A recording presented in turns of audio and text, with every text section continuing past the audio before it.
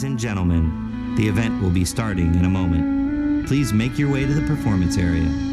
No food and drink are allowed in the performance area. Thank you.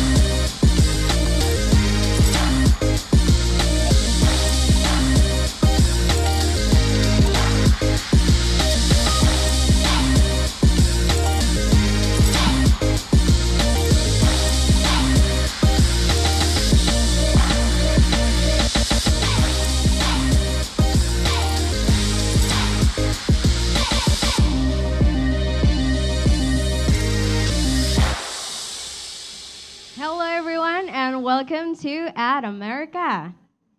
My name is Hasna. I'm one of the guests here in At America. And for those of you who doesn't know what At America is, well, At America is the U.S. Embassy's American Center, and we will provide a space for young Indonesians to learn more about the United States.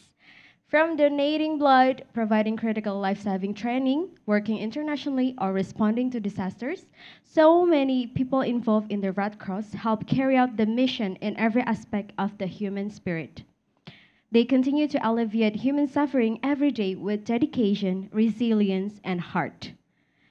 As we all may know, World Red Cross Day is celebrated every year this month on May 8th as a proof that extraordinary things can be achieved when people come together in the spirit of humanity. And to maintain the spirit of humanitarianism and to learn more opportunities in saving more lives, let's join us on today's event, Saving Lives, Mitigating Risk, Red Cross Volunteerism. But before we begin, we have here a little social media quiz for you. And the question for today is, who is the founder of the American Red Cross? Is it A, Henry Dunant, B, Clara Barton, C, Abraham Lincoln, or D, Benjamin Franklin? Take a guess and let us know your answer by submitting it through our social media platforms. The lucky one who can guess the answer correctly will get a live shout out from us by the end of this event. Don't forget to do that because we really like to get everyone actively involved in this event. Other than that, don't forget to take a selfie and share your best moment to us and take us on our social media platforms. And now, without further ado, to begin our session, allow me to invite our moderator for today's session. She is an intern at the American Red Cross. Please give a warm welcome to Elsha Yubilia Casey Naya.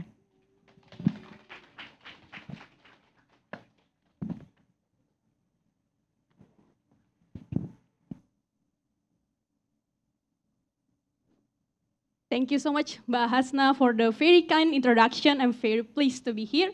Oke, selamat sore teman-teman semua. Apa kabar? Kayaknya suaranya loyo-loyo gitu ya. Ini baru pulang kuliah ya pasti ya? Oke, meskipun baru pulang kuliah aku pengen dengar sekali lagi ya suaranya. Apa kabar semuanya? Mantap. Ini kalau yang sebelah kanan jawabannya luar biasa. Mantap sekali ya.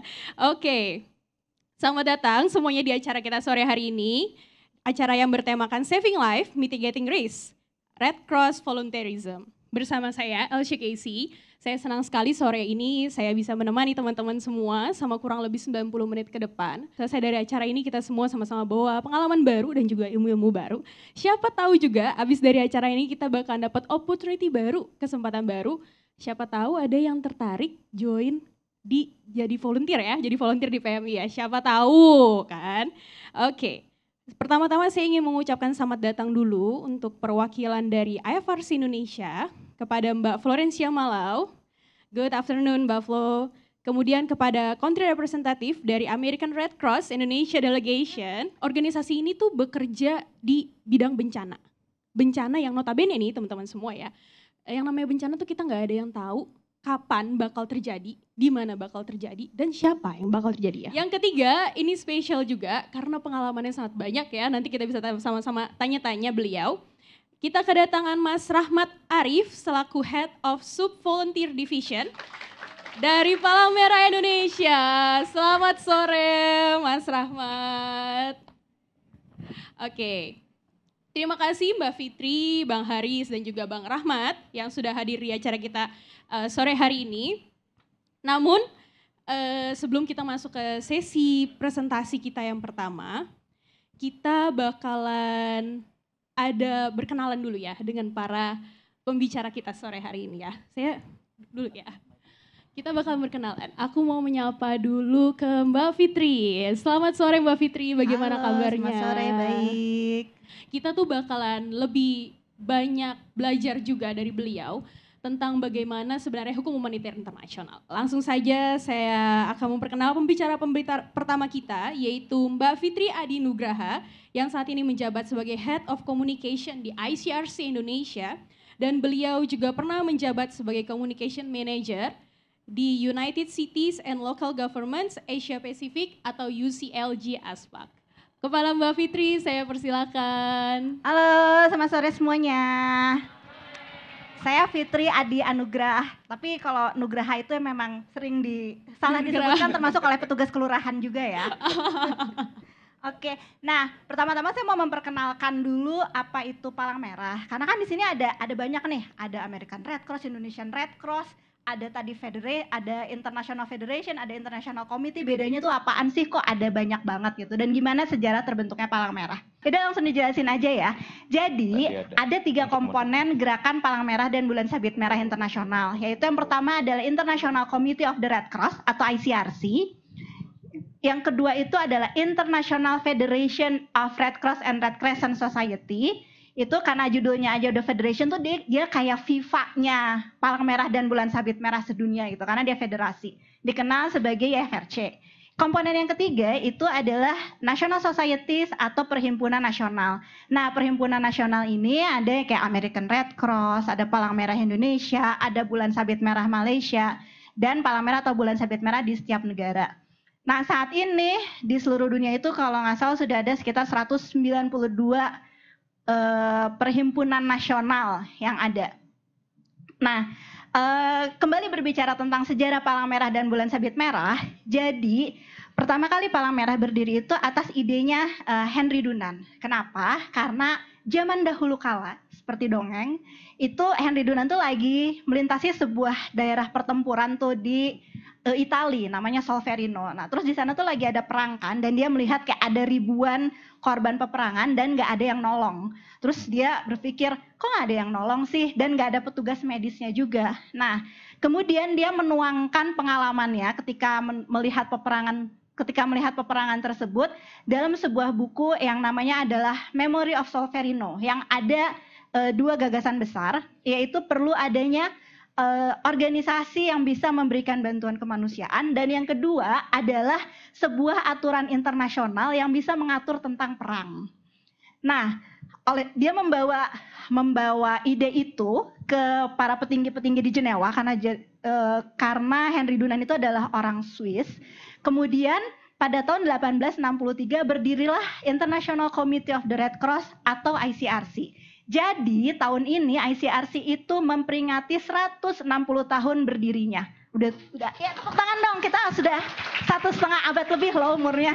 Udah cukup tua. Udah melintasi berbagai macam perang dunia 1, perang dunia kedua, dan beberapa perang lainnya. Nah, terus udah gitu, karena si ICRC ini berdiri, kemudian terinspirasilah nih negara-negara sekitarnya, oh kita bikin juga deh. Ada yang pertama-tama tuh kalau nggak salah Itali, Prancis, Jerman, tapi bahkan Jerman itu waktu itu belum Jerman sebagai negara kesatuan ya, jadi ada kayak bermacam-macam perhimpunan nasional juga di situ. Nah, habis itu sekarang ICRC sendiri itu apa sih? Makhluk apakah ICRC? Nah, ICRC itu sendiri dia tuh bukan NGO, tapi dia juga bukan lembaga PBB. Banyak sekali karena judulnya International Committee gitu dianggapnya, oh bagian dari PBB ya, oh NGO ya. Nah, jawabannya itu bukan.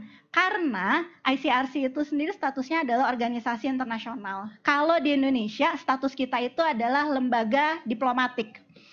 Nah, kenapa kita dianggapnya adalah sebuah organisasi internasional? Karena kita itu bekerja berdasarkan mandat dari Konvensi Jenewa atau Geneva Convention. Apakah itu Geneva Convention? Jadi tadi kan kembali ke apa yang dilakukan oleh John Henry Dunant, ada dua gagasan besar kan. Nah, perjanjian internasional yang dia maksudkan akhirnya terwujud dalam Konvensi Jenewa yang pertama kali dibikin itu tahun 1864 kalau nggak salah.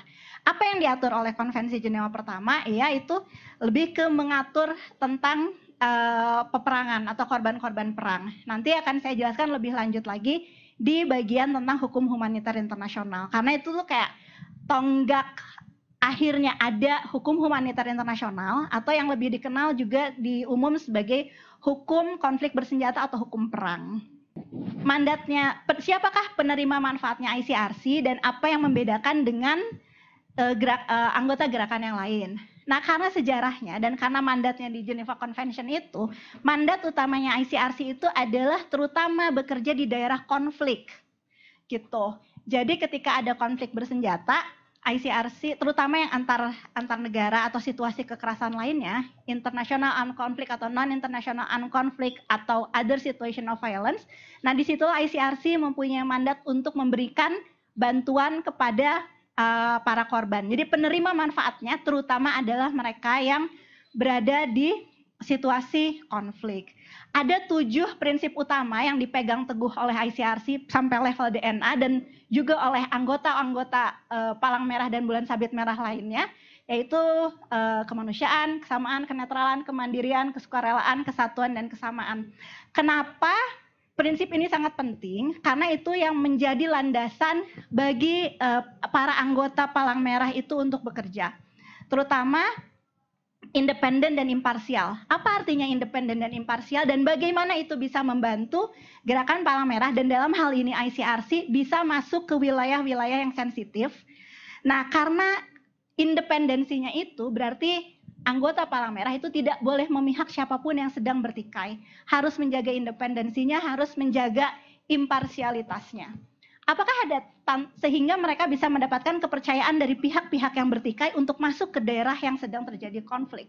Karena kan kalau misalnya kita berpihak kepada satu pihak tertentu gitu misalnya, kalau misalnya mau masuk ke daerah yang sedang berkonflik, pihak yang satu akan mencurigai, kalau mau masuk ke atau pihak yang lain akan mencurigai lagi. Oleh karena itu independensi itu sangat penting. Tapi itu bukan tanpa tantangan ya, karena kadang-kadang kalau misalnya kita jadi lembaga yang independen, korbannya misalnya paling banyak di pihak B nih. Kita kan akan memprioritaskan bantuan di pihak B karena korbannya lebih banyak di situ, bukan karena kita berpihak ke pihak B kan. Nanti pihak A akan bisa bilang, loh kok kamu prioritas ke pihak B, katanya netral. Nah itu salah satu tantangan yang memang harus dibuktikan terus-menerus bahwa memang gerakan Palang Merah dan Bulan Sabit Merah ini dan seperti ICRC adalah lembaga yang netral. Nah mandatnya tuh ada apa sih? Yang pertama tentu saja memberikan bantuan dan menjaga martabat korban konflik bersenjata dan melindungi korban konflik bersenjata. Yang kedua adalah memberikan bantuan. Bantuannya tuh range-nya banyak sih.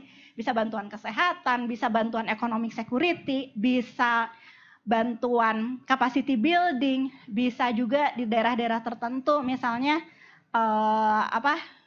pangan, ternak, terus juga livelihood. Itu macam-macam tergantung situasinya seperti apa. Nah, yang berikutnya adalah mencegah. Mencegah itu kan sebelum terjadinya konflik, itu kan para tentara-tentara itu ada pendidikannya dong. Nah, salah satu mandat ICRC itu adalah memberikan pengenalan terhadap hukum humaniter internasional sehingga ketika kalaupun sampai terjadi konflik, para tentara-tentara itu atau para aktor-aktor yang terkait itu sudah tahu batasan-batasannya apa. Nah, yang ketiga itu adalah kerjasama dan koordinasi. Nah, ini partner utamanya ICRC. Oh ya udah ada. Udah ada akhirnya. Akhirnya ya teman-teman sudah bisa melihat mendapat pencerahan. Jadi kan bisa gampang nyonteknya. Nah, koordinasi itu dilakukan oleh gerakan dalam konflik bersenjata dan situasi kekerasan lainnya. Seringkali dalam situasi konflik ICRC nggak sanggup kerja sendiri karena kan misalnya situasinya meluas gitu kan, sedangkan tenaganya juga terbatas. Itulah kami selalu berpartner itu dengan Palang Merah setempat. Ya, misalnya kalau di Indonesia meskipun bukan negara konflik, partner utamanya adalah Palang Merah Indonesia. Di Ukraine itu adalah Palang Merah Ukraine. Di Sudan itu Bulan Sabit Merah Sudan gitu. Nah, ini tadi modus operandinya, kemanusiaan, imparsialitas, netralitas, independen. Kita nggak boleh bawa senjata. Jadi tadi kebetulan banget pas datang ke sini, mobil yang antar saya itu iring-iringan sama mobilnya dari federasi. Dua-duanya sama, kacanya transparan kayak akuarium. Gunanya apa? Jadi kalau di Indonesia sih nggak sensitif ya, tapi di daerah-daerah yang sensitif ketika kita misalnya masuk ke checkpoint gitu, itu kan kelihatan tuh orang yang di dalamnya kayak gimana, kalau mau diperiksa kayak gimana, harus transparan, membuktikan bahwa kita tuh nggak bawa senjata dan nggak bawa benda-benda berbahaya lainnya. Konfidensialitas dan dialog. Apakah itu konfidensialitas? Jadi misalnya ada pelanggaran nih di situasi konflik gitu. Ada tentara A sama tentara B gitu. Kita akan ngomong tuh bilateral sama masing-masing pihak. Tolong dong A, kalian melakukan pelanggaran ini, bisa nggak sih kalian tolong tahan diri? Atau tolong dong B, hampir tidak pernah kita bilang mengumumkan A dan B melakukan pelanggaran apa. Gunanya apa? Karena ICRC itu kan mandatnya memberikan bantuan pada situasi konflik ya. Jadi apa penyebab konflik itu tidak berada di dalam rezim hukum humaniter. Sehingga misi utamanya itu memberikan bantuan sehingga yang diutamakan itu mendapatkan kepercayaan pihak yang bertikai. Jadi mereka perlu merasa oke deh kalau misalnya Palang Merah masuk, ICRC masuk,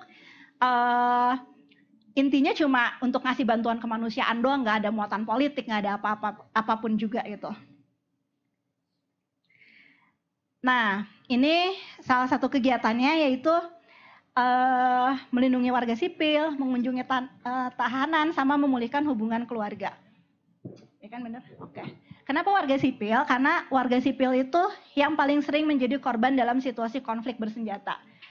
Kenapa mengunjungi tahanan? Soalnya ketika terjadi sebuah konflik atau perang, seringkali kan para mereka yang terlibat dalam pertikaian itu ditahan oleh lawannya ya. Nah, terus kan bisa saja tuh di penjara mereka hilang, tidak terdata dan segala macam gitu. Oleh karena itu ICRC mengunjungi para tahanan di penjara di dalam konteks konflik ya, untuk memastikan oke, setidak-tidaknya mereka terdata, hak-hak dasarnya terpenuhi dan mereka itu ya mendapatkan perlakuan yang sebisa mungkin manusiawi. Sama memulihkan hubungan keluarga. Nah, memulihkan hubungan keluarga ini karena dalam situasi konflik, bencana, apalagi yang bencana besar atau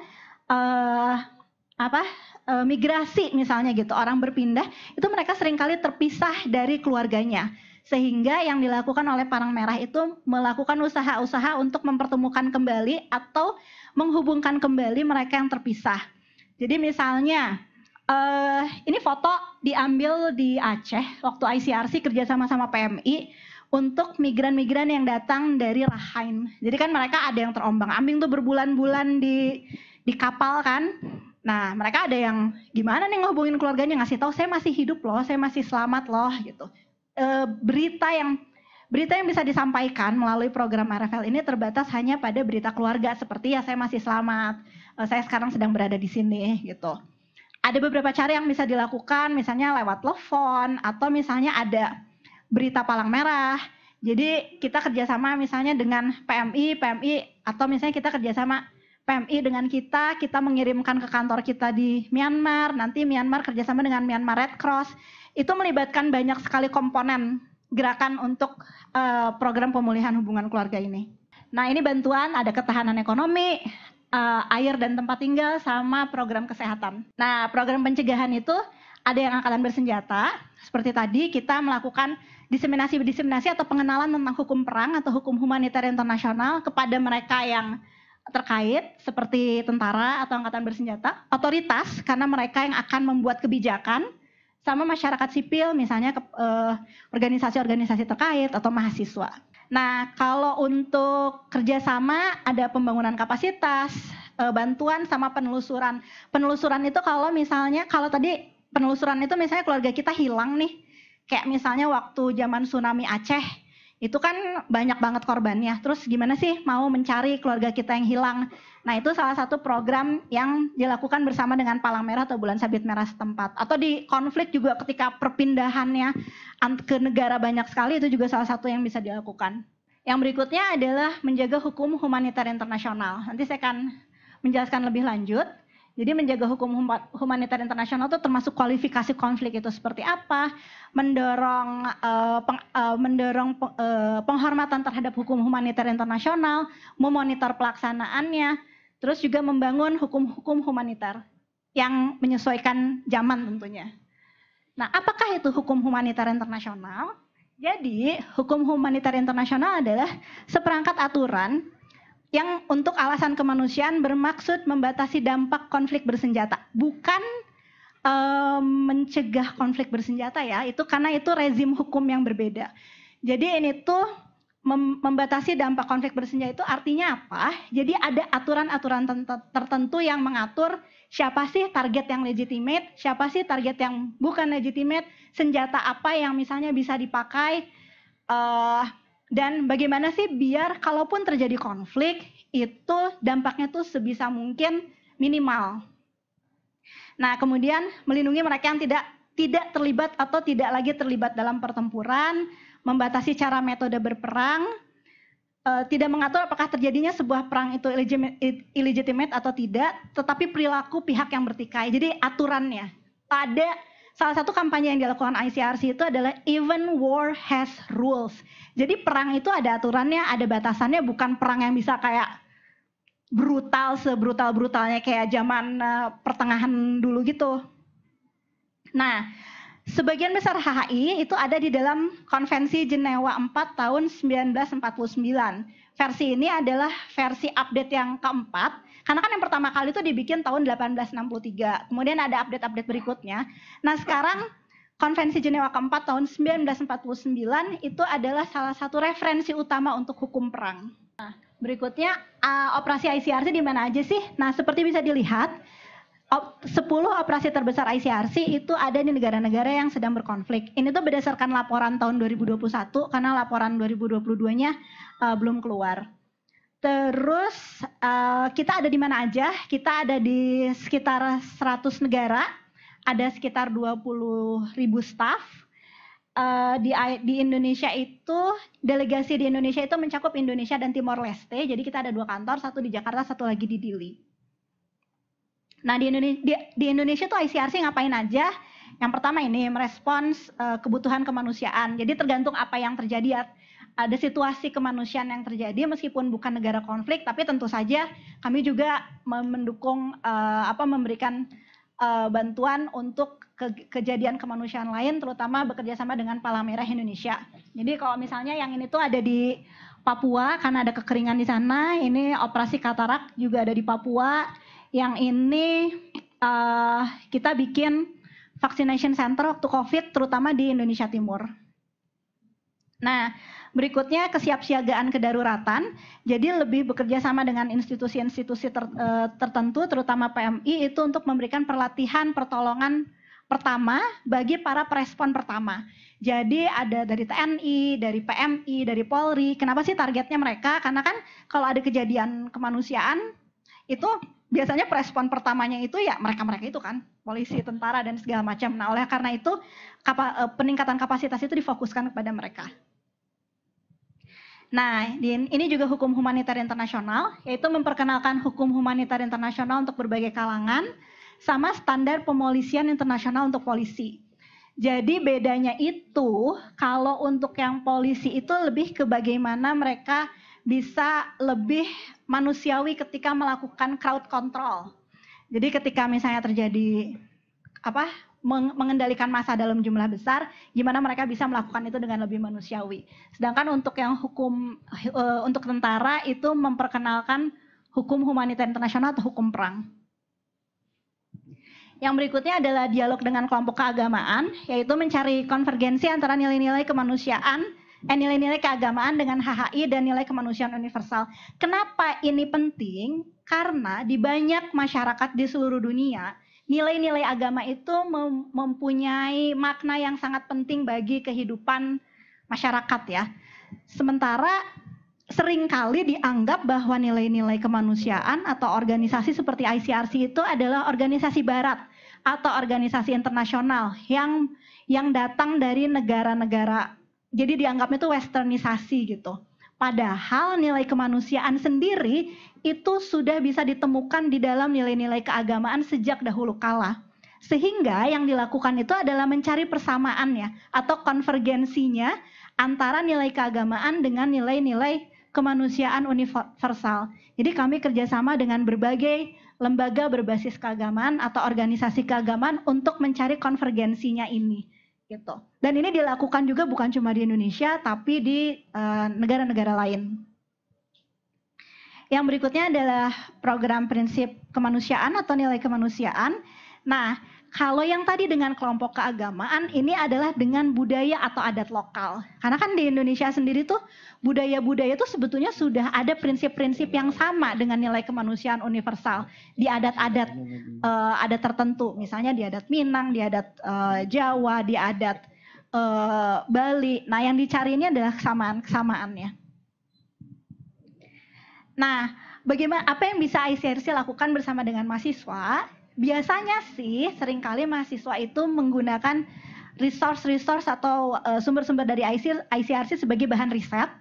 Bisa di website kami, blog, sosial media, email, atau interview. Ada program magang juga, kadang-kadang kita setahun sekali ada tapi belum tentu. Tahun ini kita punya 1 anak magang, dari 400 pelamar yang diterima cuma 1. Semangat ya adik-adik. Nah, bagaimana cara menghubungi lembaga internasional atau lembaga ICRC? Di setiap presentasi saya selalu menulis ini. Kenapa? Karena saya bagian komunikasi, saya seringkali menerima email dari mahasiswa. Tapi emailnya itu isinya cuma, boleh nggak tolong dong ada bahan untuk skripsi saya. Skripsinya mohon maaf tentang apa ya, nggak dijelasin kamu siapa juga, tidak menjelaskan diri kan. Nah, ini ada beberapa tips yang bisa ditulis oleh diingat-ingat oleh teman-teman mahasiswa. Pertama, mau bahasa Indonesia, bahasa Inggris nggak masalah ya. Tapi gunakan sapaan formal, terutama kalau email, karena yang terima bukan mimin, bukan admin online shop juga, gitu. Iya, atau sis, atau bro gitu, jangan ya. Nah, terus perkenalkan diri, namanya siapa, dari universitas apa, tujuannya apa, judul risetnya apa, gitu. Karena kan kalau nggak disebutin judul risetnya, misalnya risetnya bioteknologi, ya ICRC ngerjain konflik, tahu apa tentang bioteknologi kan? Gitu. Terus langsung aja kirim daftar pertanyaannya. Kenapa? Untuk mempersingkat proses ya, karena kan kita jadi tahu ini kita lembaga yang tepat untuk membantu para mahasiswa atau enggak gitu. Terus riset dulu di website. Jadi ketika misalnya nanya, akhirnya kita merespon gitu, itu tuh lebih enak gitu, lebih in depth gitu loh diskusinya. Jangan nanya ICRC berdiri tahun berapa ya? Ya jangan, karena kan sayang kesempatan yang sudah didapatkan untuk berdiskusi ditanyakan untuk hal-hal yang sifatnya bisa dicari sendiri gitu. Nah, begitulah. Demikian sekilas penjelasan tentang ICRC. Nanti kalau ada yang ingin ditanyakan, kita lanjut lagi di sesi question and answer ya. Oke, terima kasih semuanya. Terima kasih banyak Mbak Fitri Adi Anugrah. Iya. Tadi juga Mbak Fitri udah sempat bilang ya, untuk teman-teman yang mau bertanya, mungkin bisa di-keep dulu pertanyaannya. Nanti sesi pertanyaan akan kita buka setelah selesai 3 presentasi dari para narasumber kita.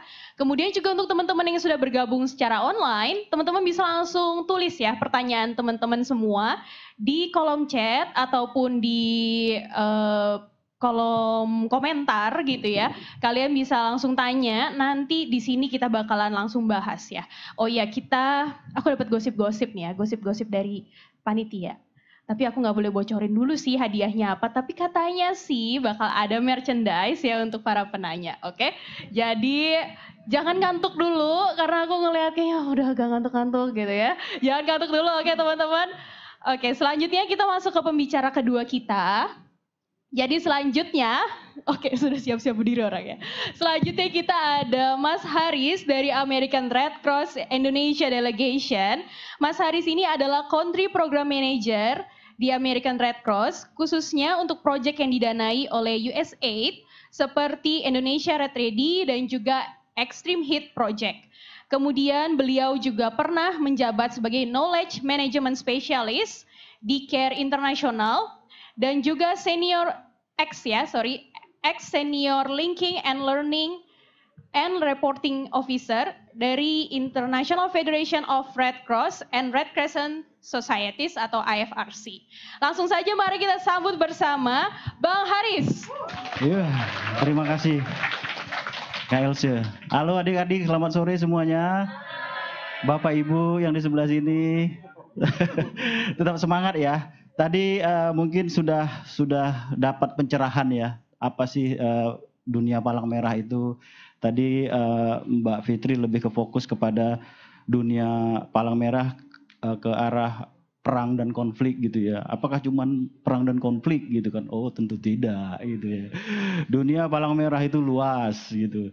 Saya memulai karir saya di dunia Palang Merah itu sejak tsunami Aceh di tahun 2004 saya bergabung. Di situ saya terus PMR SMA nggak disebut? Ya sejak PMR SMA, lalu kemudian profesional saya mulai berkarir di dunia Palang Merah itu sejak tsunami sampai sekarang. Artinya apa? Artinya enak gitu ya. Senang gitu. Iya, kenapa? Karena memang menjadi relawan ataupun juga personil Palang Merah itu tentu banyak manfaat pastinya ya. Apalagi kita yang punya jiwa yang sangat sosial gitu ya, sangat membantu gitu. Nah, saya sebelum berpresentasi, saya mau tanya, ada yang pernah jadi relawan nggak? Atau ada yang mungkin jadi relawan PMI di sini? Oh ada ya? Oh pernah. Berarti nggak suka dong? Iya, berarti ada ya. Berarti udah tahu bagaimana Palang Merah itu. Nah, di kita Palang Merah itu tidak hanya ngurusin perang, konflik gitu ya. Atau berdonor darah, enggak karena itu. Jadi Palang Merah itu kalau di kami di mitra gerakan ya, Palang Merah Amerika, Palang Merah Indonesia ataupun Palang Merah Itali misalnya, kita itu berfokus kepada penanganan bencana. Baik itu bagaimana persiapan sebelum bencana, kemudian bagaimana saat bencana terjadi kita merespon, dan kemudian bagaimana setelah bencana kita bisa memulihkan atau bisa menolong gitu. Nah, peran penting itu tentunya ada di relawan. Jadi kalau adik-adik senang selfie-selfie di daerah bencana gitu kan. Terus kemudian kalau senang jalan-jalan dibayar, itu jadi relawan gitu. Tapi tetap kerja ya, profesional. Dan yang terpenting dapat jodoh. Jadi sesama relawan itu ujung-ujungnya di PMI ya, di Palang Merah itu sesama relawan, sesama staf itu akhirnya berkenalan dan kemudian saling menikah gitu. Sehingga ada namanya relawan cilik gitu ya. Nah, untuk mendukung bagaimana sih, kita kan Palang Merah itu bukan organisasi komersil ya, yang menghasilkan laba gitu, yang bukan cari keuntungan. Bagaimana sih kita mendapat dana? Kita mendapat dana itu banyak, ada sumbernya, ada dari bantuan pemerintah tentunya. Kayak saya itu di Palang Merah Amerika, tentunya bantuan terbesar itu adalah pendanaan dari pemerintah Amerika Serikat lewat USAID misalnya. Termasuk juga untuk ke ICRC, ada juga dari private sector atau perusahaan-perusahaan lainnya. Jadi banyak sumber pendanaannya. Nah, sumber pendanaannya itu tentunya kita wujudkan menjadi sebuah kegiatan-kegiatan yang positif. Contohnya untuk menghadapi bencana, apa sih yang perlu disiapkan? Lalu kemudian pada saat bencana, apa sih yang perlu dilakukan? Jadi seperti itu. Nah, di sini konteks yang akan saya mau tampilkan adalah proyek-proyek yang didukung oleh pemerintah Amerika Serikat ya, dalam hal ini USAID. Nah, kita Palang Merah Amerika tentunya bersama dengan mitra gerakan yang lainnya, ada FRC dan ICRC, itu mendapat pendanaan, dan kita wajib bekerja sama atau bermitra dengan Palang Merah Indonesia. Itu menjadi mitra utama kita. Nah, enak kan? Jadi kalau adik-adik itu jadi relawan, pasti akan terlibat di proyek-proyek ini. Jadi seperti itu.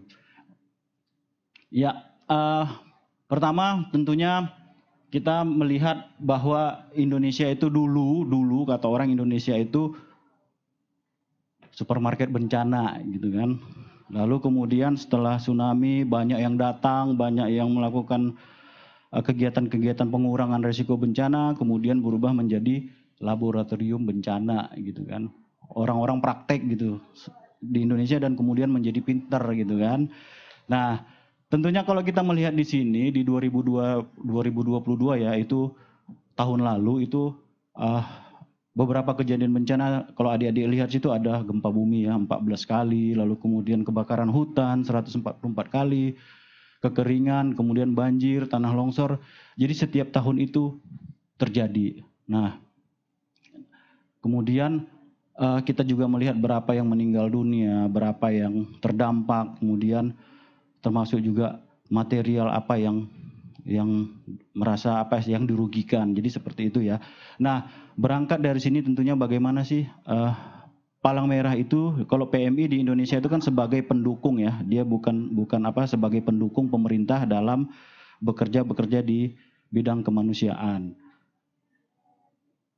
Di sini 5 tahun kita berbicara 5 tahun ke belakang ya, di mana kita mendapat dukungan dari pemerintah Amerika. Kita melaksanakan yang namanya proyek ketahanan masyarakat dan pengurangan risiko bencana ya. Ini bagaimana kita melakukan mitigasi penanaman mangrove gitu, penanaman mangrove untuk mengurangi hantaman ombak gitu ya, atau juga tsunami lah biasanya seperti itu.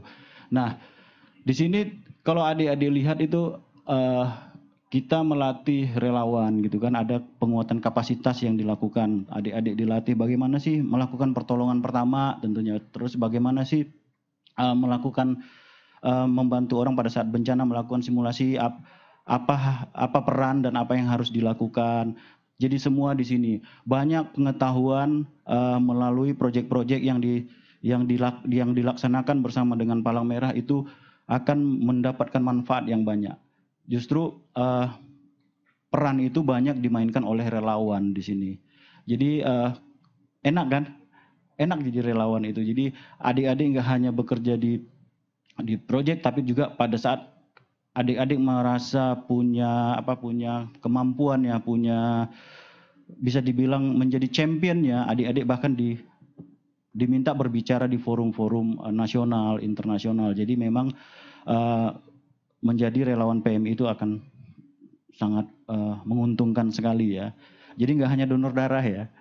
Jadi udah dapat gambaran ya, udah dapat gambaran. Nah, kemudian proyek apa lagi sih yang didukung ya? Kita kemarin dapat dukungan juga dari pemerintah Amerika terkait dengan penguatan kapasitas gudang. PMI itu punya 6 gudang ya. Ada di Padang, 6 gudang regional ya namanya. Kemudian ada di Banten, ada di Semarang, ada di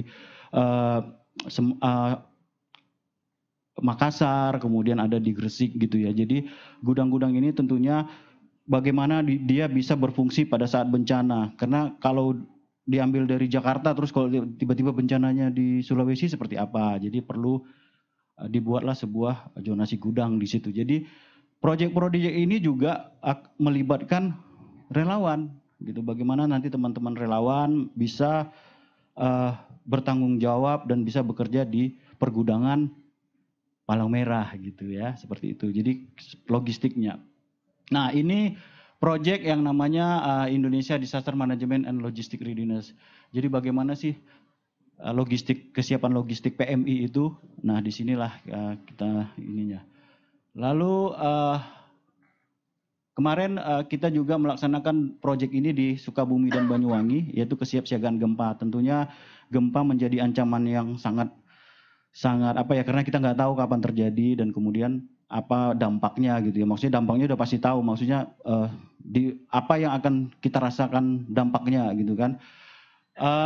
Di sini kita membuat semacam penguatan kapasitas teman-teman. Kita sebut namanya agen perubahan, bagaimana teman-teman relawan itu bisa berinteraksi dengan masyarakat, melakukan kampanye, sosialisasi terkait dengan penyadaran akan gempa bumi gitu. Bahkan banyak rumah-rumah masyarakat itu yang dibangun tidak standar gitu ya. Kalau biasanya kita bangun batanya tidur gitu ya, mungkin adik-adik nanti lihat sendiri rumahnya, bata rumah saya dibangun berdiri gitu ya, padahal harusnya tidur gitu. Jadi seperti itu ya, jadi bagaimana kode bangunan itu perlu kita perkenalkan kepada masyarakat. Nah, ini adalah proyek kesiapsiagaan gempa. Tentunya itu tadi, di sini kita bahkan punya relawan yang sudah melakukan pelatihan di tempat lain gitu, di pemerintah. Pelatihan istilahnya apa ya, bagaimana melakukan retrofitting. Retrofitting itu kayak membuat rumah yang ada itu kemudian direnovasi menjadi sebuah rumah yang tahan gempa. Yang tadinya mungkin batanya cuma satu, apa sih yang harus diperkuat gitu supaya dia tidak rubuh gitu. Tentunya akan ditambah tiang misalnya, jadi seperti itu. Jadi pengalaman-pengalaman itu akan didapatkan juga di Palang Merah. Jadi gak hanya donor darah, gak hanya seperti itu ya. Kemudian ini tadi, ini ada panduan. Panduan ini tentunya akan sangat bermanfaat karena ini bisa adik-adik bahkan sendiri setelah dilatih itu bisa melakukan asesmen sendiri di rumahnya, apakah rumah saya tahan gempa atau enggak gitu kan.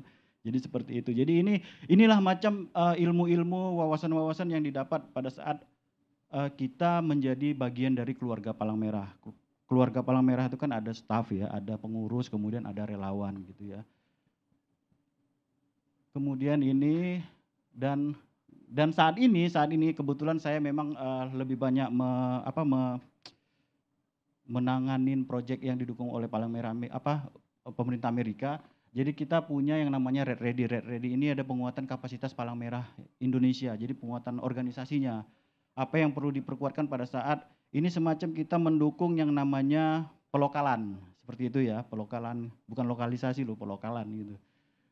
Nah ini kemudian kita juga karena trennya sekarang sudah mulai climate, perubahan iklim, kita juga melaksanakan extreme heat. Jadi kan adik-adik mungkin pernah sekarang merasakan kok panas banget gitu ya. Jadi kebetulan kita didukung oleh pemerintah Amerika melaksanakan proyek panas ekstrim. Jadi bagaimana nanti ini kita lakukan di Medan dan di Surabaya. Jadi kalau ada yang berasal dari kampungnya Surabaya atau Medan, cepat-cepat daftar ke PMI biar bisa ikutan gini gitu ya. Jadi seperti itu ya. Ya, jadi itu tadi ya, bahwa Palang Merah itu tidak hanya ya tadi mungkin karena memang mandatnya ICRC adalah perang ya, perang dan konflik gitu ya. Dan kita sebagai mitra gerakan yang kan ada 3 komponen tadi, ICRC, FRC dan PNS ya, mitranya gitu, Palang Merah Amerika. Jadi itu lebih detailnya nanti tentang gimana sih enaknya jadi relawan, pastinya Mas Rahmat ya. Karena beliau itu memulai karirnya dari lahir juga udah PMI dia gitu kan. Sampai sekarang dia tuh ubanan itu ya karena PMI itu gitu. Bukan karena apa ya? Bukan karena faktor umur. peningnya kerja di PMI gitu ya, tapi memang karena memang dia sangat mencintai dari itu ya. Jadi itu dari saya, sekian, terima kasih, saya kembalikan ke LC. Oke, terima kasih banyak Mas Haris.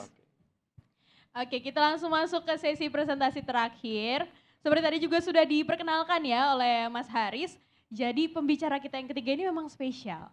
Jangan dilihat dari warna rambutnya, kata Mas Rahmat, bukan karena pening tapi karena banyak duduk di pohon jambu ya Mas. Jadi kena banyak putih-putihnya dari pohon jambu itu teman-teman. Nah, kita masuk ke presentasi yang ketiga ini, temanya adalah kerelawanan dalam bencana, sharing story pengalaman dari dunia kerelawanan, dan juga kesempatan untuk bergabung sebagai relawan. Nah, relawan tuh gak cuma di Indonesia, tapi siapa tahu teman-teman juga bisa berkontribusi sebagai relawan yang dikirim ke luar negeri ya. Siapa tahu kan namanya kesempatan, kita gak ada yang tahu ya. Oke, langsung saja kita sambut, ini dia Mas Rahman Arif selaku Head of Sub Volunteer Division Palang Merah Indonesia. Silakan Mas Rahman. Assalamualaikum warahmatullahi wabarakatuh. Ya, terima kasih sambutannya. Wah, saya nggak dikontak sama teman-teman dua saya ini. Mereka nyiapin presentasi, saya ditinggal nggak dibilangin loh ada presentasi. Iya, jadi saya nggak nyiapin presentasi ya. Tapi bukan berarti tidak menghormati adik-adik, Bapak Ibu sekalian ya. Kata Bang Rocky Gerung kenal kan? Iya. Siapa-siapa yang nyiapin PowerPoint berarti tidak punya? Katanya kenal, ternyata nggak tahu juga. Kata Bang Rocky Gerung, kalau pakai PowerPoint itu katanya tidak punya power dan tidak punya poin. Katanya seperti itu. Bercanda. Ini cara saya ngeles saja, ini cara saya ngeles. Ya. Bapak Ibu teman-teman sekalian, ini saya dapat sesi terakhir tentang kerelawanan. Sebelumnya saya akan cerita dulu sedikit tentang Palang Merah Indonesia. Kalau tadi teman-teman saya dari ICRC, International Committee of Red Cross, sudah bercerita bagaimana lahirnya Palang Merah ya. 8 Mei lahirnya Palang Merah. Ini masih bulan-bulan perayaan. Terus kemudian dari Amerika, ini perhimpunan-perhimpunan negara, organisasi negara. Ini ada koordinator kita dari perhimpunan-perhimpunan, ini IFRC, Federasi. Mbak Flo, nah ini perwakilannya. Nah ini yang mengkoordinir kita, saya yang dari Indonesia, yang dari Amerika, koordinatornya Mbak Flo ini. Itu. Palang Merah Indonesia lahir tanggal, ada yang tahu sebelum saya sampaikan? Tahu ini PMR ini mesti. Asik. Berapa? 17 September 1945, tepat sekali. Sayangnya saya nggak punya hadiah, mungkin nanti terekam sama panitia ya, sama panitia di Amerika, nanti mungkin dicatat ini ya. Iya, ada langsung loh, wah beruntung sekali ini, tepuk tangan. Nah saat ini Palang Merah Indonesia sudah disahkan dalam bentuk undang-undang. Itu Undang-Undang Nomor 1 Tahun 2008. Nah perjuangan untuk pengesahan undang-undang ini cukup lama, hampir 15 tahun kita berjuang. Sehingga disahkan bahwa Palang Merah adalah Palang Merah Indonesia adalah satu-satunya organisasi Palang Merah yang ada di Indonesia. Karena tadi Mbak Fitri dari salah banyak tadi yang dipresentasikan, bukan salah maksudnya, dari banyak yang dipresentasikan Mbak Fitri tadi, salah satunya menyebutkan bahwa terjemahannya dalam satu negara hanya boleh satu perhimpunan Palang Merah. Nah di Indonesia disahkan dengan Undang-Undang Nomor 1 Tahun 2008 adalah Palang Merah Indonesia. Itu sejarah singkat Palang Merah Indonesia. Ketua pertamanya Muhammad Hatta. Kalau sekarang ketuanya siapa? Siapa? Nggak ngerti juga loh. Waduh. Riset, mahasiswa riset. Sekarang Yusuf Kala. Jadi dulu Wakil Presiden Muhammad Hatta, sekarang mantan Wakil Presiden Yusuf Kala. Oke, itu sejarah singkatnya ya. Nanti lebih banyaknya teman-teman boleh riset, silahkan. Banyak di situ. Berikutnya, tadi disampaikan bagaimanakah kerelawanan secara internasional. Tren kerelawanan secara internasional saat ini adalah sudah mulai berubah dari tahun-tahun atau kerelawanan tahun-tahun sebelumnya. Pada tahun 2020, Federasi, ya, teman kita tadi yang mengkoordinatori perhimpunan-perhimpunan Palang Merah, bersama dengan UNV itu Badan PBB yang ngurusin volunteer, mengadakan sebuah agenda acara namanya Reimagining Volunteer 2030. Di situ adalah muncul kesadaran, itu isinya konferensi relawan-relawan sedunia ya dari berbagai macam negara dan berbagai macam latar belakang volunteerismnya gitu. Itu mengadakan sidang, mereka memotret bahwa kerelawanan saat ini itu sudah mulai bergeser dari kerelawanan pada zaman-zaman sebelumnya. Tren relawan saat ini itu berada pada relawan-relawan informal. Artinya banyak sebenarnya relawan yang bergerak untuk masyarakat, tapi mereka secara spontan, informal. Nah, sedangkan formal itu hanya 30%, 70%-nya informal, 30%-nya formal. Formal itu yang berada di lembaga-lembaga, gitu ya. Nah, kenapa kita di sini mengajak adik-adik atau Bapak Ibu semua bisa bergabung secara formal? Karena biasanya relawan informal itu kebanyakan kecenderungannya mereka adalah spontan dan tidak tindak lanjutnya itu tidak terukur, tidak terencana gitu. Kalau relawan-relawan bergerak dalam organisasi formal, mereka terukur. Berapa lama mereka di sana, terus apa saja yang dia kerjakan, apa saja yang mereka dampingi, ini terukur. Kalau relawan formal, kebanyakan di Indonesia potretnya, kejadian mereka datang ngasih bantuan, besok pulang. Seperti itu bedanya. Gitu ya. Makanya kenapa kita sekarang ajak kembali teman-teman untuk bisa bergabung. Yang berikutnya, peluang teman-teman untuk menjadi relawan ini sangat besar. Kenapa peluang teman-teman sangat besar? Di semua kejadian baik bencana, konflik, kemiskinan, karena di dunia ini permasalahan tidak hanya bencana saja, ada konflik perang, kemudian ada kemiskinan, ada pendidikan yang rendah dan lain sebagainya, itu menjadi tantangan kita semua kerelawanan. Dan di lapangan membuktikan bahwa dukungan relawan ini sangat diperlukan. Di banyak tempat, teman-teman adik-adik sekalian juga bisa browsing bahwa semua yang dikerjakan pemerintah ini tidak cukup. Ya, perlu dukungan kita semua, perlu dukungan semua relawan untuk bisa bergabung bersama-sama dengan pemerintahnya masing-masing di sebuah negara untuk membantu masyarakat ataupun mereka yang sedang membutuhkan dalam bantuan gitu. Makanya pentingnya relawan hadir adalah di situ. Apa dan bagaimana opportunity-nya tadi Bang Haris sudah menyinggung ya. Ya ini saya harus cepat-cepat karena di situ sudah 0, padahal masih 1 poin lagi ya. Untuk bisa bergabung teman-teman sekalian, teman-teman bisa bergabung dengan Palang Merah Indonesia yang saat ini ada di 34 provinsi. Kabupaten kotanya kurang lebih sekitar 450 kabupaten kota. Bisa menghubungi PMI setempat, teman-teman bisa bergabung. Nah, tren masa depan juga satu lagi bahwa relawan untuk ke depan diprediksi dari pertemuan tadi tidak hanya relawan yang datang secara fisik, tapi secara virtual atau secara digital pun relawan ke depan akan bergerak ke situ mengikuti perkembangan zaman. Kurang lebih itu, terima kasih dari saya, kita lanjutkan tanya jawab. Terima kasih. Oke, terima kasih banyak sekali lagi Mas Rahmat. Oke, kita bakalan lanjut ke sesi selanjutnya, tapi sebelum kita lanjut ke sesi selanjutnya, kita bakalan sedikit penyegaran dulu ya. Asik, so ice breaking. Ini bukan ice breaking, tapi kita akan kuis. Aku padahal nggak expect-nya biasanya kalau mahasiswa diajakin kuis tuh, ya gitu. Karena biasanya kebiasaan dosen-dosennya diajakin kuis gitu, ya gitu. Tapi di sana ternyata di sini pada senang ya. Oke, kita kuis. Ini kita bakalan pakai Kahoot. Teman-teman semua di sini yang di sebelah kiri maupun di sebelah kanan. Kita udah kedatangan volunteer dari DKI Jakarta juga dan teman-teman dari IFRC. Boleh silahkan untuk join di www.kahoot.it. Kemudian ada game pin-nya. Nanti bisa langsung dimasukin game pin-nya. Teman-teman yang mau scan barcode juga silahkan bisa di-scan barcode-nya langsung saja. Untuk teman-teman yang join secara online, teman-teman juga bisa langsung tulis aja ya di dalam website Kahoot-nya, game pin-nya maupun bisa langsung scan barcode.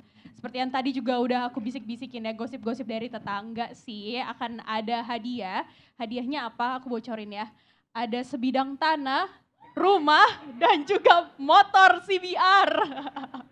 Enggak lah ya, nanti aku ditagihin pas keluar mana motornya. Enggak, mau brosurnya, bener. Brosurnya, bener. Oke, kita ada sedikit merchandise nanti buat teman-teman yang menang dengan tiga teratas ya, skor tertinggi 3 teratas. Di sini sudah mulai banyak nih yang join ya. Boleh pakai nama asli, nama siang, nama malam, boleh. Nama temennya, nama dosennya boleh. Asalkan nggak boleh nyontek jawaban temennya. Buset, ini Harry Dunder juga udah ada di sini. Dia juga pengen ikutan kuis nih ya. Oke, mungkin bisa kita mulai.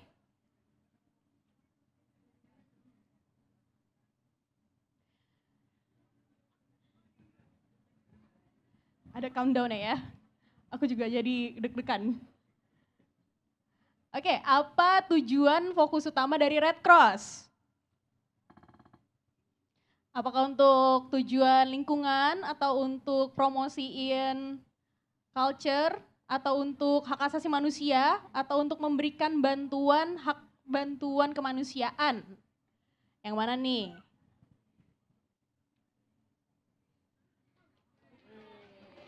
Wede, ternyata itu yang satu yang segitiga doang, itu salah pencet. Bukan sebenarnya dia tahu jawabannya. Oke, lanjut. Widih, kita lihat nih. Rini Alami. Sementara ya, nanti kita lihat apakah akan dibalap oleh temennya yang lain. Apa itu hukum humaniter internasional? Apakah aturan kemanusiaan untuk membatasi efek dari konflik bersenjata? Aturan untuk misi kemanusiaan? Aturan untuk melarang negara berpartisipasi dalam konflik? Atau aturan untuk memastikan keamanan pekerja kemanusiaan? Asik. Widih, ini bangga-bangga gak nih Mas dan Mbak pada ngerti semua? Banyak yang benar.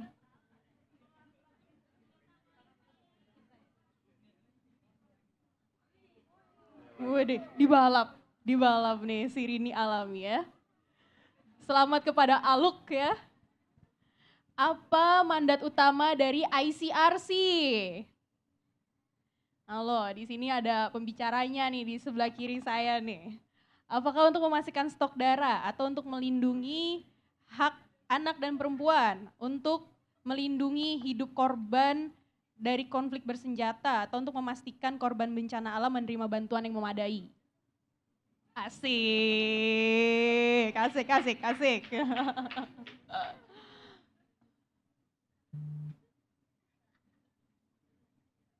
Apakah dibalap? Wih, ada Heri Dundan ini juga muncul nih. Aluk masih menjadi top scorer kita. Henry Dunan, jangan malu-maluin Henry Dunan, Anda pendiri kami semua. Jangan malu-maluin kata Mbak Fitri ya. Oke. Pertanyaan keempat. Apa objektif tujuan dari Red Cross? Apakah untuk, ini pertanyaannya.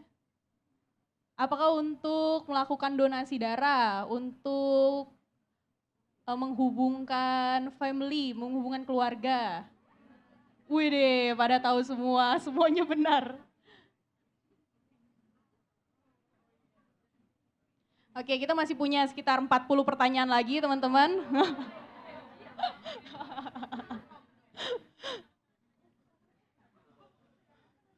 Saya pikir pada semangat loh. Wih, masih Aluk nih ya. Heri Dunan gak malu-maluin ternyata Mbak. Ya, bisa ya top 3 ya, bisa, sebagai top pendiri. Top 3 ini pendiri. Oren kembali ke posisi nomor 2. Oke, selanjutnya. Pertanyaan yang kelima.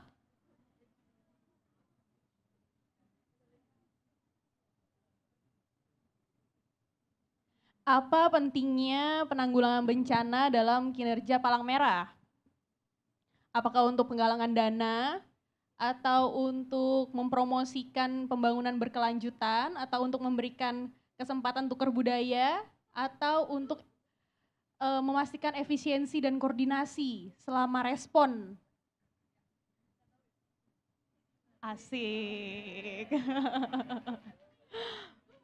Ini saya juga penasaran ya. Kita akan sama-sama menyaksikan siapakah yang menjadi top scorer 3 teratas ya. Apakah masih Aluk, Oren, dan juga Heri Dundan? Ini dia, tereren. Weh.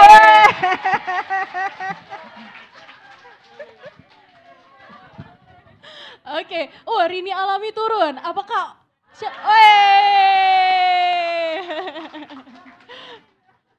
Oke, selamat kepada Aluk. Mungkin bisa kita reveal ya. Ini siapa Aluk? Mungkin ada yang mau tunjuk tangan? Aluk, Oke, buat yang nomor 2. Yang kedua ada Rini Alami. Rini Alami.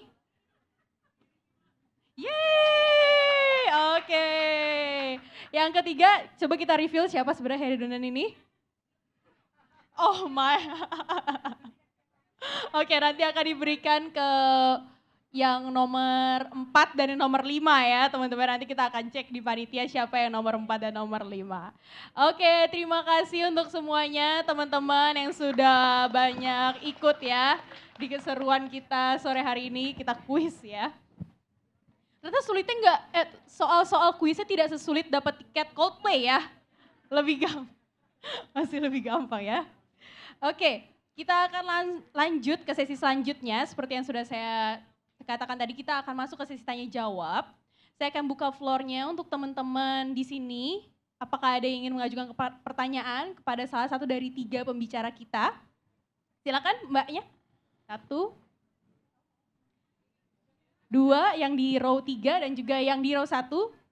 Oke, nanti dulu ya Mas, nanti pending. Waiting list. Oke, silakan. Baik, terima kasih atas kesempatannya Kak. Assalamualaikum, saya Enda dari Poltekkes Jakarta 3. Saya izin bertanya, tadi seperti yang dijelaskan oleh Ibu Fitri, tadi kan dijelasin kalau Palang Merah itu ada membantu mengembalikan hubungan keluarga ya, seperti terjadi tragedi atau bencana atau imigrasi kayak gitu-gitu. Nah, kalau misalnya ada satu orang individu yang ternyata tuh nggak ada yang nyariin gitu, keluarganya kayak hilang semua gitu, keluarganya dia cuma sendiri dan nggak memungkinkan untuk dilepas bikin keluarga baru atau gimana, nggak ngerti. Membuat keluarga baru, dicariin jodoh ya Mbak. Nggak, saya penasaran aja gitu, itu orangnya dikemanakan, terus kalau misalnya udah mungkin ada dapat penampungan atau gimana tuh sampai kapan, dan apakah itu tetap menjadi tanggung jawab Palang Merah sampai seterusnya dia bisa mandiri atau gimana? Terima kasih. Oke, mungkin kita tampung dulu pertanyaannya Mbak ya. Atau mau langsung dijawab? Daripada lupa, oke mungkin langsung dijawab aja Mbak Putri. Oke, yang pertama itu kalau untuk yang program Restoring Family Link atau RFL, itu kan ada yang keluarganya yang mencari, yang datang ke Red Cross, bilang, oke, nama saya Fitri, saya sedang mencari keluarga saya yang kemungkinan ada di sini, ini informasinya, nah baru kita bisa bantu cari. Atau dalam situasi yang konflik atau misalnya bencana yang besar kayak yang di Aceh, kita misalnya mengelola suatu shelter gitu ya. Terus kan ada datanya, ini oke, ada yang di sini nih gitu. Jadi orang ditaruh di tempat-tempat keramaian, misalnya kayak waktu di Aceh tuh di pasar atau di musola gitu. Nanti orang bisa, atau di rumah sakit, nanti orang yang mencari bisa tuh, oh oke, ternyata keluarga saya ada di sini gitu. Tapi kalau misalnya yang individunya tidak merequest, ya kita nggak tahu, maksudnya tidak mengkhususkan untuk mencari membantu individu yang tidak merequest juga, karena kan fokusnya menghubungkan keluarga ya, menghubungkan komunikasi antara keluarga yang terpisah. Jadi kalau tidak ada yang untuk dihubungkan ya berarti tidak dilakukan gitu. Nah, kemudian apakah kelanjutannya bagaimana di shelter? Nah itu sebetulnya tergantung juga ya, karena kan seperti tadi programnya terbatas. Misalnya memberikan bantuan kemanusiaan, bentuknya bisa saja di daerah tertentu hanya food aja, atau hanya health saja, atau misalnya di tempat lain ada livelihood gitu. Jadi itu bisa case per case basis sih, tapi sebetulnya ketika ada pihak otoritas, misalnya negara, itu lebih ke tanggung jawabnya negara juga, kita mensupport aja gitu. Oke, apakah sudah terjawab Mbak? Oke, terima kasih untuk pertanyaannya. Selanjutnya, oke sudah ada, tapi kita masih ada 2 penanya di sebelah sini dulu ya. Silakan tadi Mbak yang di row ketiga, ya.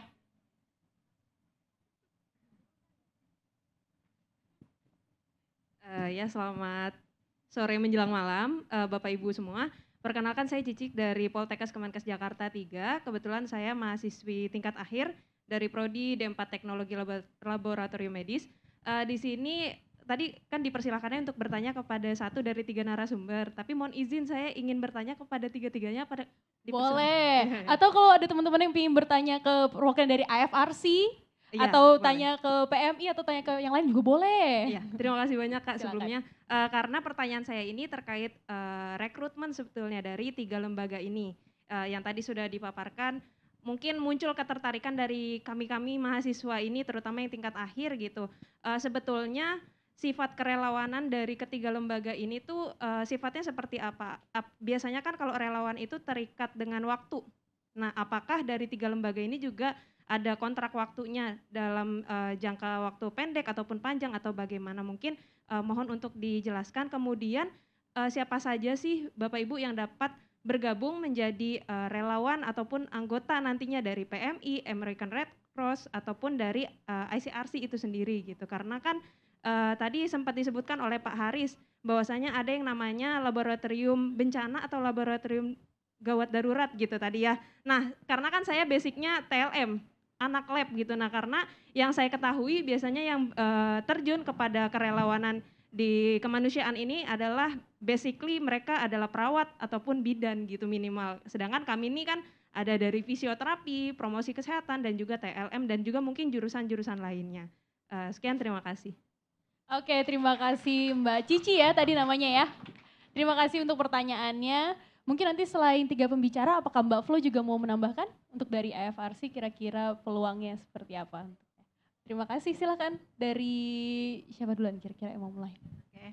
Dari ICRC dulu ya. Kalau dari ICRC itu tidak ada relawan. Yang ada tuh semuanya staff. Tapi background seperti apa yang bisa bekerja di ICRC itu beragam banget sih. Kayak dari mulai hubungan internasional, hukum, dokter juga macam-macam ya, terutama dokter bedah atau perawat bedah yang bisa membantu membantu menangani luka di perang, di situasi perang, ortopedik, terus yang bikin kaki palsu, aduh lupa namanya apa. Ya itu, karena kita juga ada prosthetic center di Kamboja, ada di Afghanistan juga, terutama untuk yang mereka terdampak perang atau yang kalau di Kamboja tuh karena ranjau darat. Ada juga backgroundnya macam-macam deh, dari mulai engineer yang water sanitation, terus fisioterapis juga ada, karena kan kalau misalnya di tempat-tempat tertentu ada program yang ada fisioterapis, pokoknya macam-macam sih. Nah, tapi tentunya penguasaan bahasa asing itu perlu dan bersedia ditempatkan di tempat-tempat yang memang terjadi konflik ya, karena kalau kayak di Indonesia sih kita kantornya kecil, stafnya tuh cuma sekitar 40-an aja gitu. Nah, di delegasi-delegasi yang besar itu ya memang yang tempat terjadinya konflik itu gitu. Silakan. Ya, kalau di Palang Merah Amerika, kita di Indonesia tuh hanya ininya aja ya, hanya perwakilannya ya. Kalaupun ada relawannya pasti adanya di Amerika sana gitu ya, relawan Palang Merah Amerika. Tetapi di Indonesia terkait dengan rekrutmen, kita itu biasanya melaksanakan program interns ya, yang saat ini sedang Else dia tamat kuliah kemudian bekerja, maksudnya bersama dengan kita bekerja di magang di dunia Palang Merah gitu ya.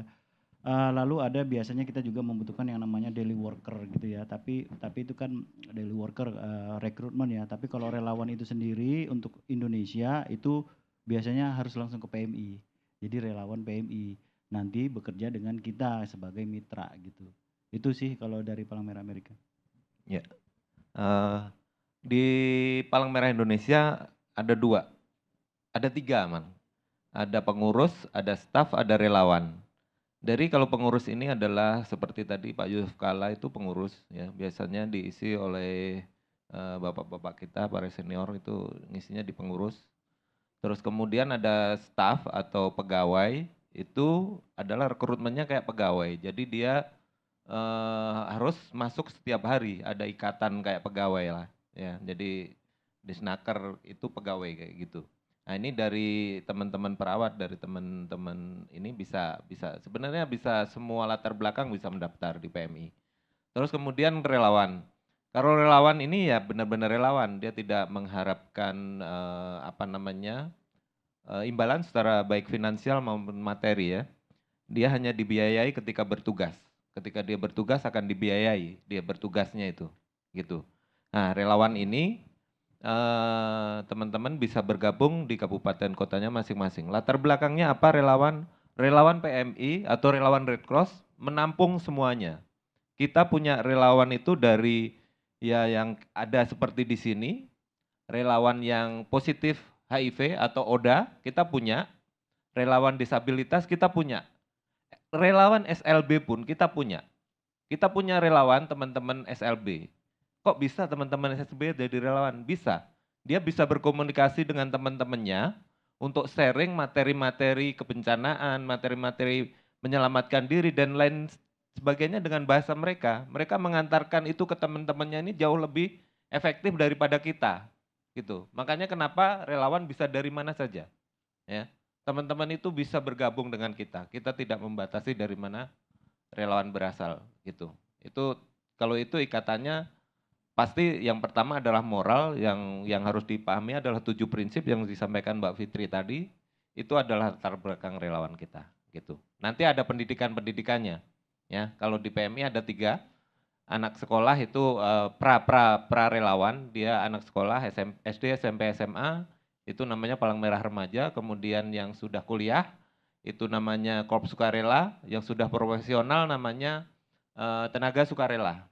Ya, itu pengklasifikasiannya. Untuk yang KSR ini dia perlu pendidikan lagi, ada pendidikannya. Tapi yang untuk relawan-relawan profesional ini bisa berdasarkan dari backgroundnya masing-masing. Yang tenaga sukarela ini, mereka hanya dapat orientasi aja, nggak perlu pendidikan lagi, gitu. Jadi backgroundnya apa itu yang nantinya akan dimanfaatkan atau yang akan disumbangkan pada untuk menolong yang membutuhkan di setiap kejadian, baik konflik maupun bencana. Tadi seperti itu kurang lebihnya. Terima kasih. Kenalan dulu, nama saya Florencia dari Federasi, dari IFRC. Menyambung ya, tadi di awal dikatakan bahwa IFRC adalah organisasi membership yang terdiri dari 192 perhimpunan nasional, baik itu Palang Merah maupun Bulan Sabit Merah. American Red Cross misalnya Palang Merah Indonesia itu bagian dari 192 perhimpunan nasional. Relawannya dari mana? Federasi tidak punya relawan. Maksudnya dari sekretariat federasi kami tidak punya relawan, tetapi relawan federasi itu dilihat dari anggotanya. Jadi dari 192 perhimpunan nasional itu, seperti misalnya PMI, mereka saat ini punya ratusan ribu relawan, itu masuk menjadi relawannya federasi as a global organization. AMCROS misalnya di Washington ataukah di cabang-cabang mereka punya jutaan relawan misalnya, itu menjadi bagian dari relawan global. Saat ini kalau dibilang bahwa 192 perhimpunan nasional masuk ke dalam federasi, kita punya total ya sekitar 17 juta relawan globally, seluruh dunia, yang itu dimiliki oleh masing-masing perhimpunan nasional di tiap negara itu tadi. Jadi kalau misalnya teman-teman mau bergabung menjadi relawan di federasi, masuknya lewat, kalau di Indonesia masuknya lewat PMI. Kalau besok kira-kira berkeluarga gitu ya, kemudian tinggal di Amerika, ya berarti nanti masuk menjadi relawan American Red Cross, semacam itu. Kita juga harus balik kembali pada prinsip dari relawan ya, seperti tadi dibilang Mas Rahmat bahwa relawan itu ya dia tidak memikirkan keuntungan secara materi. Dia hanya punya hati, dia cuma punya tenaga yang itu bisa disumbangkan untuk melakukan misi-misi kemanusiaan di masyarakat tentu saja.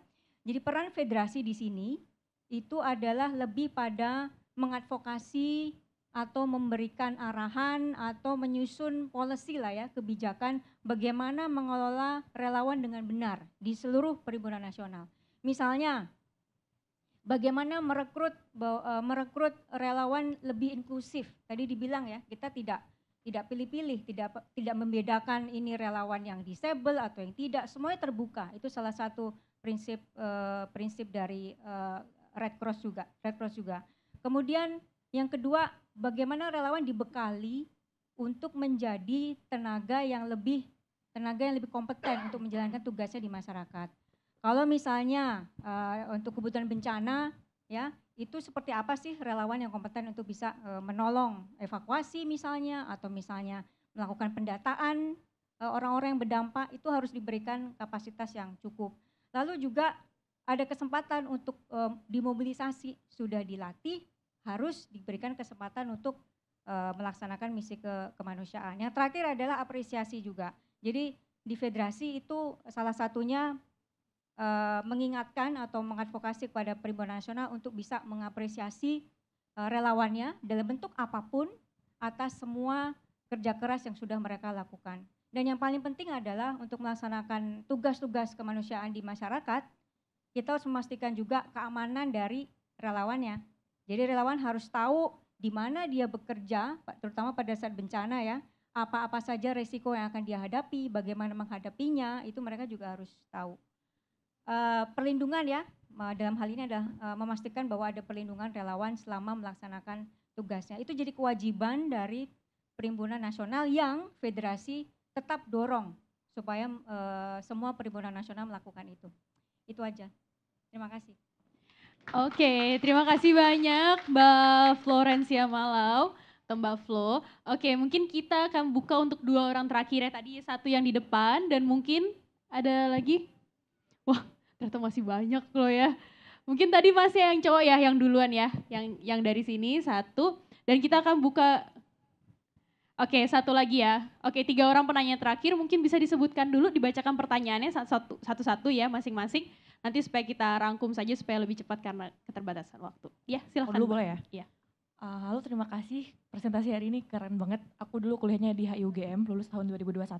Dan ini tuh kayak kuliah ulang, tapi mata kuliah hukum humanitar internasional dulu ada mata kuliahnya, cuma aku nggak ngambil karena mata kuliah lain yang aku ambil. Nah, aku punya pertanyaan untuk tiga-tiganya dan masing-masing itu berbeda sebenarnya, cuman akan aku singkat dengan sangat-sangat singkat sebisaku.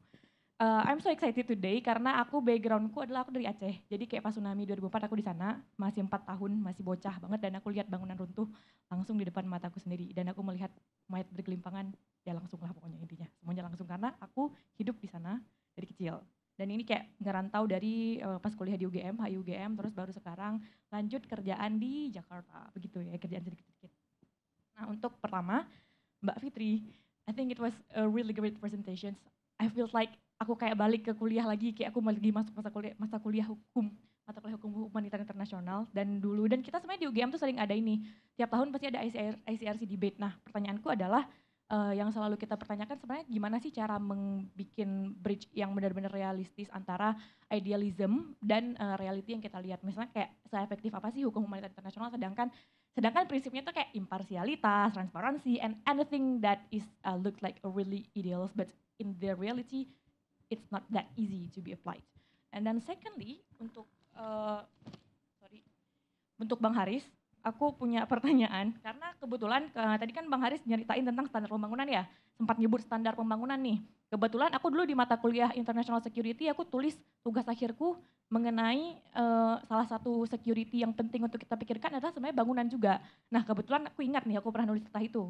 Gimana sih Mas sebenarnya kita mencoba untuk mengatasi ini? Kebetulan lagian aku juga tinggalnya di Aceh kan dan mungkin Mas juga tahu, Bang Haris juga tahu gitu kalau di Aceh emang bangunannya sebegitunya orang kayak nggak aware dan kalaupun aware juga alah ngapain mahal, ngapain ngeluarin duit banyak. Nah, how is to make people become much more aware towards these problems and then juga ada nggak sih effectivity buat efisiensi cost-nya maupun financial literacy-nya. Dan terakhir untuk Mas Rahman. Ya, karena tadi sempat berbicara tentang formal informal volunteers and I think that is a very interesting point. So I would like to ask, sebenarnya kalau menurut Mas Rahman sendiri, what makes people then moving from formal sector to informal volunteering sectors? Karena kan pada akhirnya sebenarnya kan kenapa orang berubah, kenapa aktivitas berubah, sebenarnya kan pasti ada di situ perubahan nilai, perubahan pikiran dan lain sebagainya. Gimana sih menurut Mas Rahman, why then this problem, a lot of people goes to informal sectors, volunteering kayak being spontaneous rather than coming up into formal institution itself. So I think that's all, thank you. Oke, mungkin kita tampung dulu ya Mbak ya dan Mas ya. Kita tepuk tangan dulu, terima kasih untuk Mbak yang sudah bertanya. Kemudian Mbak yang di depan mungkin bisa dipersingkat nanti ya.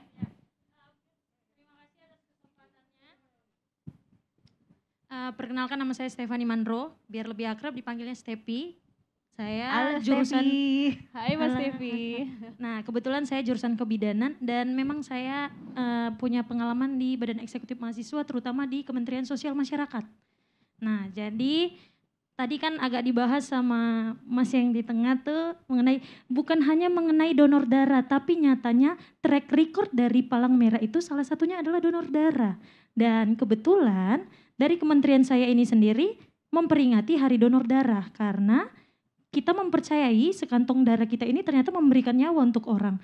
Yang saya ingin tanyakan, ketika saya melakukan kerjasama dengan Palang Merah Indonesia di daerah Bekasi, karena kebetulan kampus saya di daerah Bekasi, apakah ketika kita ingin melakukan kegiatan kemanusiaan memang ada batasnya? Memang ada syarat jumlah yang harus melakukan donor darah? Karena kalau kita lihat sendiri banyak sebenarnya mahasiswa-mahasiswa ataupun masyarakat eksternal itu yang memang mau melakukan donor darah, tapi karena dikuotain akhirnya semuanya nggak kebagian. Nah, padahal hidup ini adalah memanusiakan manusia sebenarnya kalau kita lihat. Kalau dari internal kecil seperti aja kita nggak bisa melakukan hal itu padahal sudah diwadahi dengan kampus kita sendiri. Nah gimana, apakah kalau kita melakukan kerjasama dengan PMI pusat bisa menambah kuota yang lebih banyak atau sama aja di pusat juga di kota? Mungkin itu, terima kasih. Terima kasih banyak Mbak Tevi. Lalu Mas yang terakhir. Ya, selamat sore untuk rekan-rekan dan Bapak dan Ibu sekalian. Sebelumnya perkenalkan saya Dimas Praditya, mahasiswa Poltekkes Kemenkes Jakarta 3. Kebetulan saya di tingkat akhir dari program studi D4 Teknologi Laboratorium Medis. Nah, pertanyaan saya sebenarnya simpel ya, perihal tentang kerelawanan. Ketika kita misalkan dari mahasiswa ataupun mungkin dari relawan-relawan lainnya terjun ke dalam sebuah konflik yang bisa disebut seperti konflik peperangan yang tadi disampaikan oleh Kak Fitri ya Kak, itu apakah ada jaminan keselamatan? Karena pada dasarnya kita tahu ya saat dalam kondisi perang itu banyak sekali pelanggaran-pelanggaran hukum peperangan gitu, seperti adanya genosida atau semacamnya. Dan bagaimana nasibnya para relawan ketika dia diterjunkan atau diturunkan ke tempat atau lokasi yang memang itu akan mengancam nyawanya? Apakah memang akan adanya hak perlindungan yang dikirimkan dari mungkin dari organisasi-organisasi yang di tingkat pusat dari Palang Merah atau Bulan Sabit Merah ini atau bagaimana? Mungkin pertanyaan saya seperti itu saja. Terima kasih sebelumnya. Oke, terima kasih Mas Dimas.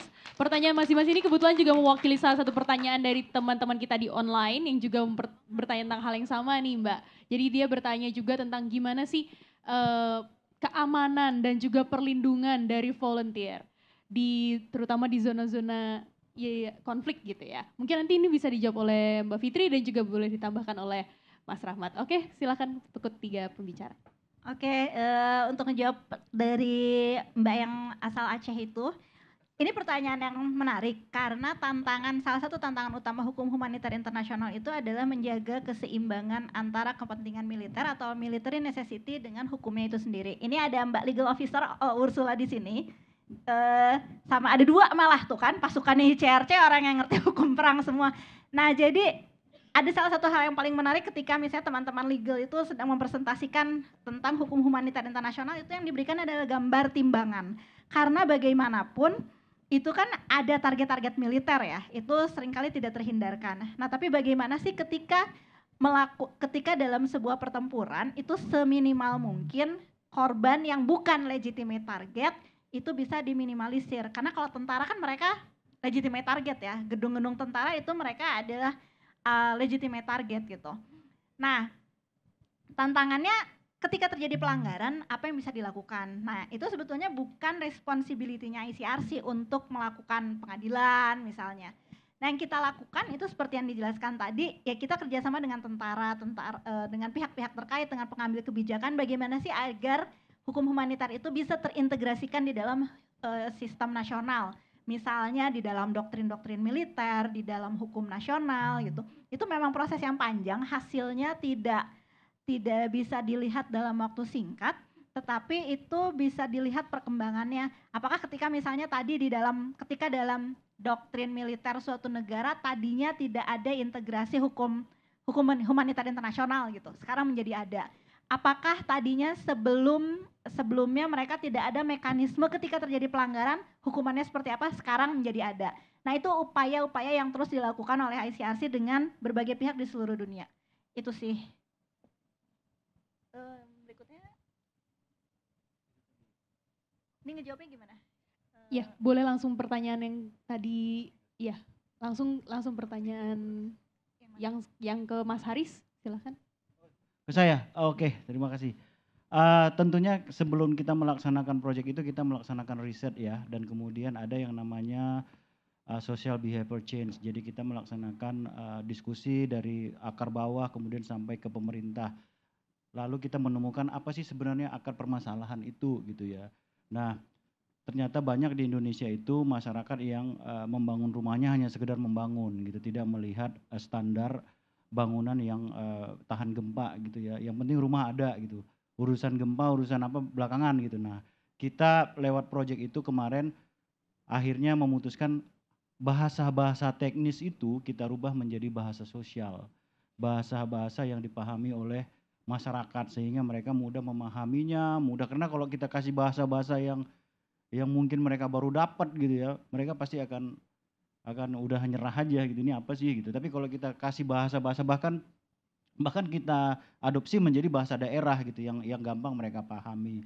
Jadi seperti itu Mbak. Jadi kita melaksanakan Palang Merah hanya istilahnya melakukan sosialisasi aja, kampanye. Bu harus punya rumah yang sesuai dengan, karena pemerintah kan punya peraturannya, ada kode bangunan yang harus ditaati ya, yang harus diturutin. Jadi seperti itu memang. Terkait dengan langsung nggak ini? Boleh Mas sekalian. Terkait dengan pertanyaan Mbak tadi, harusnya nanti ke PMI Mbak. Karena memang itu kan Palang Merah Indonesia. Cuman memang maksud saya ketika kita berbicara dengan publik, mereka hanya tahu itu Palang Merah itu hanya donor darah gitu. Itu yang mereka pahami. Padahal banyak gitu di Palang Merah itu. Saya bahkan di pesawat ada yang tanya, Bapak kerja di mana? Saya di Palang Merah. Oh Bapak dokter ya gitu kan.